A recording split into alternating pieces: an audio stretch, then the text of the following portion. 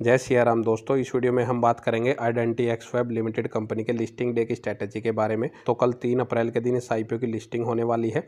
इस आईपीओ की लिस्टिंग किस प्राइस के ऊपर हो सकती है, इसका लेटेस्ट करे मार्केट प्रीमियम क्या चल रहा है, और जिनको इस आईपीओ में अलॉटमेंट मिली है उनको लिस्टिंग वाले दिन इसमें क्या करना चाहिए, लॉन्ग टर्म के लिए कंटिन्यू करना चाहिए या फिर लिस्टिंग वाले दिन प्रॉफिट या लॉस जो भी हो वो बेच के अपना निकल जाना चाहिए। ये सारी ही बातें मैं इस वीडियो में कवर करूँगा, तो लास्ट तक वीडियो को जरूर देखिएगा।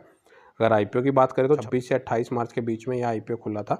54 रुपये पर शेयर कंपनी ने प्राइस बैंड रखा था। एक लॉट में कंपनी 2000 शेयर यहाँ पे टोटल ऑफर कर रही थी। टोटल इशू साइज की अगर बात करें तो 16.5 करोड़ का कंपनी यहाँ पे लेके आई थी और सारा का सारा फ्रेश इशू के जरिए कंपनी मार्केट से पैसा रेज कर रही थी। इसके बाद अगर हम इस आईपीओ के टोटल सब्सक्रिप्शन की बात करें तो पिछले 1-1.5 महीने में जितने भी आईपीओ आए हैं उनके कंपेरिजन में ठीक ठाक इस आईपीओ को रिस्पॉन्स देखने को मिला है। तो यह आईपीओ लगभग 26 गुना के आसपास सब्सक्राइब हुआ था। रिटेल कैटेगरी में 14.5 गुना, एनआई कैटेगरी में 73 गुना और क्यूआई कैटेगरी में 11.25 गुना के आसपास यह आईपीओ सब्सक्राइब हुआ था। इस आईपीओ को इतना सब्सक्रिप्शन मिलने का मेन रीजन था कि जब ये आईपीओ क्लोज हुआ, एक तो मार्केट में थोड़ी पॉजिटिविटी आ गई थी। मार्केट कुछ दिनों से लगातार पॉजिटिव में ही बंद हो रहा था। प्लस इसका जो ग्रे मार्केट प्रीमियम अगर आप देखेंगे वो बीच में बढ़ता हुआ नजर आया था। इसका जो ग्रे मार्केट प्रीमियम अगर आप देखेंगे तो वो एक बार 15% के आसपास जाता हुआ भी नजर आया था। लेकिन जब से आईपीओ क्लोज हुआ है इसका ग्रे मार्केट प्रीमियम वापस से गिर चुका है और फिलहाल इसका जो ग्रे मार्केट प्रीमियम है वो 6 रुपये के आसपास चलता हुआ नजर आ रहा है, जो कि लगभग अगर देखें 11.25% के आसपास चलता हुआ नजर आ रहा है। तो फिलहाल करंट ग्रे मार्केट प्रीमियम के अकॉर्डिंग अगर देखें 54 रुपये इशू प्राइस है, 6 रुपये ग्रे मार्केट प्रीमियम है, तो 60 रुपये के आसपास इसकी लिस्टिंग होती हुई नजर आ रही है।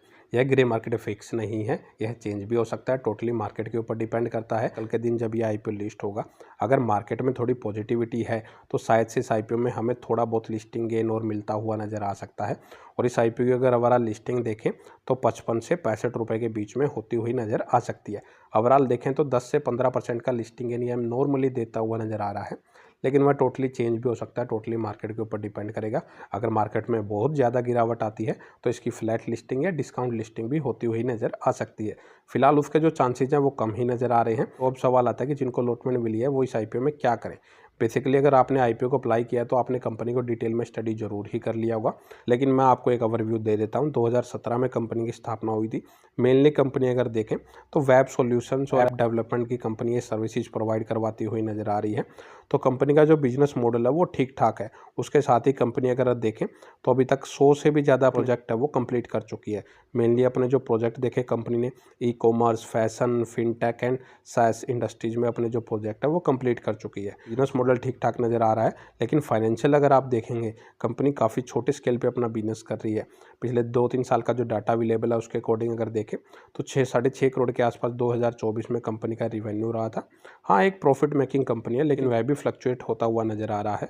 5 करोड़ के आसपास के रिजर्व हैं। डेप्ट बिल्कुल 11 लाख के आसपास की है। करंट प्राइस के अकॉर्डिंग मार्केट कैप देखें तो वो लगभग 56 करोड़ के आसपास की है। तो काफ़ी छोटी ये कंपनी होने वाली है। वैल्यूएशन देखें तो 14 के मल्टीपल पी पे अपने आईपीओ को लेके आ रही है।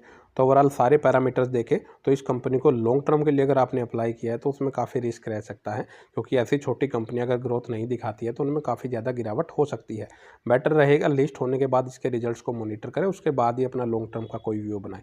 और शॉर्ट टर्म के लिए अगर आपने अप्लाई किया है तो लिस्टिंग गेन वाले दिन जितना भी लिस्टिंग गेन मिले या थोड़ा बहुत 5-10% का लॉस भी हो तो अपना डिसीजन इसमें ले लें कि इसको होल्ड करेंगे या बेचेंगे। जो भी अपना डिसीजन ले अपने फाइनेंशियल एडवाइजर से ही डिस्कस करके ले, क्योंकि अगर इस आईपीओ को अगर आप कंटिन्यू करते हैं तो आपको व्यू अपना लॉन्ग टर्म का लेके चलना पड़ेगा, मेनली 2-3 साल का, क्योंकि शॉर्ट टर्म में इसमें गिरावट भी हो सकती है और ऐसी छोटी कंपनियों में लगातार लोअर सर्किट्स भी लगते हैं। 50-60% तो ऐसी कंपनियां नॉर्मली गिर जाती हैं। तो उस रिस्क को जरूर ध्यान में रखने के बाद ही अपना कोई डिसीजन लें।